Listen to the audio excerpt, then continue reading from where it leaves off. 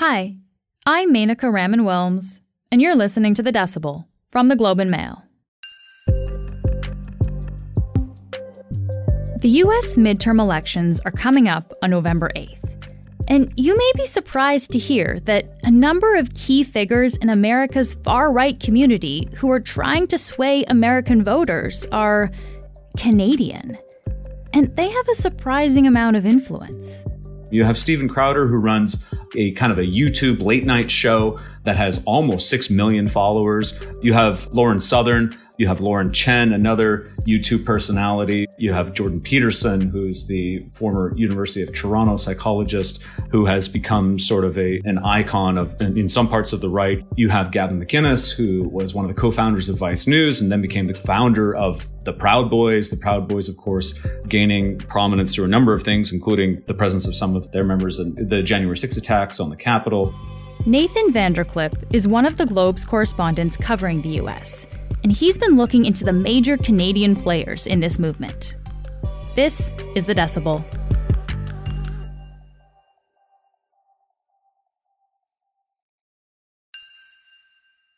Nathan, thank you so much for joining me today. You're very welcome. I just want to start by asking you, how did you get interested in the story? Well, I've been doing some reporting on the upcoming midterm elections in the U.S. They're important for a number of reasons. They're going to give us a sense of how effectively Joe Biden can govern going forward, as well as give us a sense of the relative momentum of the kind of broader Trumpist movement. And I just kept running into people with Canadian connections as I was doing some of this reporting. YouTube personalities, kind of alt-right media personalities who are Canadian or have deep Canadian roots. And I just found that kind of interesting. So I thought I'd try to get a sense of what was going on there. If you look across the spectrum of these personalities on the far right, you see a kind of a rejection of what some would call, I guess, kind of woke politics in terms of what it means for how a society is best formed when it comes to, how immigration should be managed, when it comes to how people who are transgender should be welcomed into society, and I mean there's a whole panoply of elements of this, and some of it just comes down to sort of differing definitions of what qualifies as freedom of speech. And you actually spoke to Lauren Southern, I believe, Nathan. What's she like? Lauren Southern, who is a YouTube personality who was quite prominent over the last few years, she speaks about some of the roots of her own views as being growing up in the lower mainland of British Columbia. And at one point she describes, a moment in school where she says, students were separated, students of color were separated from students, from white students. And the white students were told, that look, you belong to a privileged class and relative to the other students. And she says she found this jarring because some of the students of color came from wealthier families than some of the white students. And so she points to this as one of her moments of shaping her own political views. Okay, so that's one person's experience, but I guess I have to wonder, do these Canadian commentators, do they seem to like Canada? Yeah. Lauren Chen lives in Canada, so does Lauren Southern, and Lauren Southern actually just moved back to Canada last year. She's been in Australia previous to that. And I asked her that, why did you come back to Canada? And she said, she spoke very, I guess, at some length about loving Canada. And I think it's, worth perhaps putting this in context. Like even, what was the icon of the Freedom Convoy? It was the Canadian flag, right? So there's a lot of this that is being wrapped around a sense of patriotism. What was interesting was how she phrased it. She said, I love what Canada used to be, and then moved from there to immigration and the current makeup of Canada, which of course has always been a changing makeup. But I think the subtext there is, what color did Canada used to be, in terms of the makeup of the population? And she says, her view in Vancouver now, and I think you could extrapolate this across much of Canada, is that I don't recognize it. She said people aren't speaking English. Almost everyone is an immigrant. And she uses terms like, the native population. She calls it, she feels like what has changed in Canada with immigration is that it's come to a place where you don't even recognize the native population anymore. And I think it's views like this that are, comments like this are, part of the reason that you have seen, among those who, look at hate and other things, that they have suggested there is, this undercurrent, in some cases overcurrent, of white supremacism that we've seen coming out of parts of the far right as well. And Lauren Chen, the other Lauren we're talking about, I believe she's a person of color, is she not, Nathan? Yeah, she has an Asian background. She spent part of her time growing up living in Hong Kong, but I think that has probably given her an extra sense of credibility for those listening to her views. Okay. It still doesn't quite, I guess, answer my main question of, I guess, like why other places in the world have people that must think this way too, right? Like, why is it that Canadian commentators, it seems to be, have been given so much attention and so much airtime by American media? For parts of the American right and far right, Canada has become an icon of what they don't want to see, and some of the policies that they've seen in Canada have become emblematic of the politics that they want to reject. So having somebody come from Canada gives that person a degree of authority in terms of speaking about these sorts of things. I think there's also a sense among American audiences, for example, that there's a sense of validation of having others from other countries that sort of espouse these views and promote these views, that there's a feeling that this is not just an American issue, but this is a global issue. One of the other things is, when I spoke with Lauren Chen, who is one of these YouTube personalities, she's on with Turning Point USA, which is a platform for folks like Mike Lindell, the My Pillow guy, and Senator Josh Hawley and others. She said, well, Canada tends to, or has tended to, have a quieter, less rancorous political environment. So those who are more willing to speak out, as of course all these folks are, find it easier to stand out in Canada. And in standing out in Canada, they can gain sort of the kind of prominence that then allows them to build audience both in Canada and then in the U.S. Whereas in the U.S., of course, which is a more shouty political environment, it's harder to stand out. Okay. And I guess, are Canadians actually overrepresented in the far right movement here? Is this kind of the normal number of people, I guess, that you would see involved in this kind of thing? Or are there actually more Canadians than we would expect to see?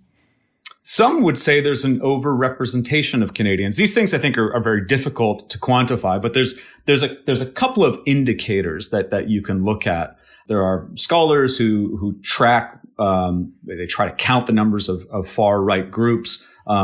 And those in Canada say they have tracked about 300. Those in the U.S. say they have tracked about 1,000.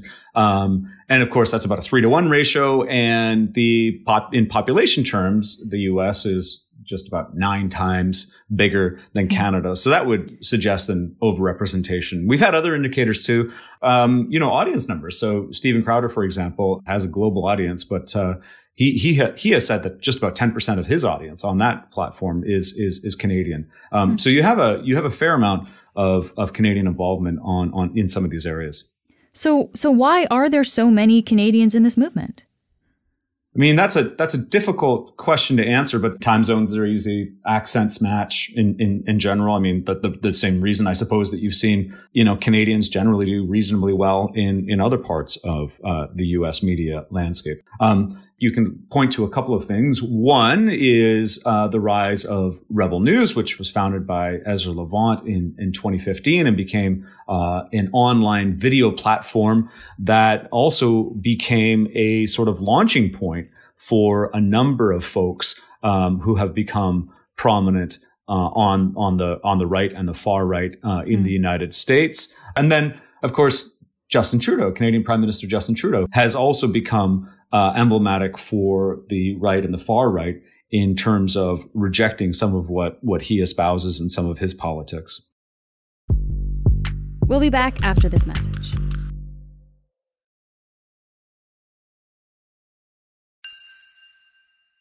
So Lauren Southern has around 60 million views on YouTube, and Lauren Chen pulls in even more at 80 million views. Both of their audiences consist of a lot of Americans. In a way, Nathan, this seems kind of like the brain drain that we hear about with other professions, where Canadians head to the States just because there's bigger opportunities there. I guess that's kind of what this is. Of course, that's an element. Yeah, of course. I mean, if you want to grow a YouTube audience, there are limits to how big that audience is going to be if all you do is focus on Canadians and try to build Canadian listeners and viewers and that sort of thing. Ambitious Canadians in media have for a very long time seen the U.S. as the ticket to a much larger, more prominent, more influential platform. I mean, Steven Crowder has almost 6 million subscribers on YouTube. I mean, these are really potent audience sizes, especially when you can compare them with the sort of audiences that the broadcast nightly news brings in. We're starting to see those numbers being rivaled.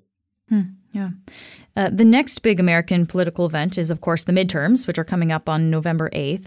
And this is where voters will be choosing their federal and their state representatives, as well as a bunch of other political positions. So what can we look out for, Nathan, in terms of how these Canadians will be using their platforms during the midterms? Well, in some ways, it's very direct. So, for example, Lauren Chen and Lauren Southern will be co-hosting election night coverage on a platform called Odyssey, which is kind of like a YouTube style, except for less moderated. I mean, I think you can probably think it a bit like what Truth Social is to Twitter, Odyssey is to YouTube. Earlier in the summer, we saw Jordan Peterson speaking with Republican leadership in Washington, D.C. And Peterson himself will actually be doing a couple of events in Arizona, which is a pretty key battleground state, on the night before and the night of the midterm elections themselves. And even Lauren Chen did a recent episode looking at individual races in the U.S. So you've had kind of fairly direct involvement. And I'm wondering about like the policy issues or the platform issues, I guess, that are being talked about as well. Like when you spoke with Lauren Southern, you also spoke with Lauren Chen, I believe, as well. Coming up on the midterms, like what are the big policies or the platform issues that they're pushing? Well, I mean, I think a lot of what you've seen, and my colleague Adrian Morrow just wrote about this as well, as far as just the centrality of some of these culture war issues in the United States. And those are some of the things that you've seen be central to a great part of the American right and far right. These issues about the sorts of rights, effectively, that transgender people should have, particularly transgender minors. These issues about what should and should not be considered legitimate content for libraries. Issues, of course, about abortion. Issues about the role of government and sort of large media corporations in sort of both in free speech and misinformation and the balance in those areas. So all of these issues have become really kind of central to the political battles that are being shaped in the United States. Late last week, there was this bizarre attack on the family of U.S. Speaker of the House, Nancy Pelosi. And it turns out that the alleged attacker is Canadian, as discovered by our colleagues at The Globe, Adrian Morrow and Mike Hager. Nathan, what do we know about what actually happened there? Well, we're told that the suspect, and of course, these are all allegations, nothing's been proven in court, but that the suspect sort of entered Nancy Pelosi's home in the early hours of the morning, 2 a.m.-ish, and appeared to be searching for Nancy Pelosi herself, shouting, where is Nancy? Where's Nancy? And Nancy Pelosi was not there at the time. Her husband, Paul, was. Her husband is 82 years old. The accused is 42 years old. And so there was a struggle that involved a hammer, and resulted in the suspect being arrested and Mr. Pelosi being hospitalized and put in a surgery for a skull fracture and serious injuries to his right arm. The interesting part for Canadians is that the suspect, grew up in Powell River in BC, has not been here for quite some time, but nonetheless has sort of those Canadian connections. And what do we know about the suspect's online activity? Yeah, well, we know that, for example, Mike Lindell, who I've referenced a couple of times, the MyPillow CEO, who has been an ardent supporter of Donald Trump and one of the kind of election denier leaders, the suspect had spoken on social media, reposted claims by Mike Lindell, and had spoke about other elements that have been sort of popular in sort of the far right, these QAnon theories, and talking about Donald Trump and others, and sort of really sort of engaged with some of that conspiracy-minded far right politics that has become increasingly prominent in the United States. And does this tell us anything, I guess, about the broader issues of Canadians in the American movements? I suppose what it tells us is that some of these political currents that we're seeing of a profound skepticism in government, and a skepticism that is turning into hostility, a feeling of needing to fight back because there's a sense of, rightly or wrongly, of being oppressed by government, all of those things, that these are not just things that we see taking place in the United States. Some of these same undercurrents of dissent are present in Canada, and in fact, in some cases, as we're seeing, have some roots in Canada. And so I think it's I think it's incumbent upon all of us to sort of I think be clear-eyed about where parts of the Canadian population see themselves in relation to society, in relation to the political environment here as well as in the United States. Nathan, thank you so much for taking the time to speak with me today. You're very welcome. That's it for today. I'm Menaka Raman-Wilms. Our producers are Madeline White, Cheryl Sutherland, and Rachel Levy-McLaughlin. David Crosby edits the show.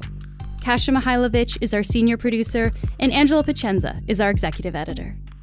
Thanks so much for listening, and I'll talk to you tomorrow.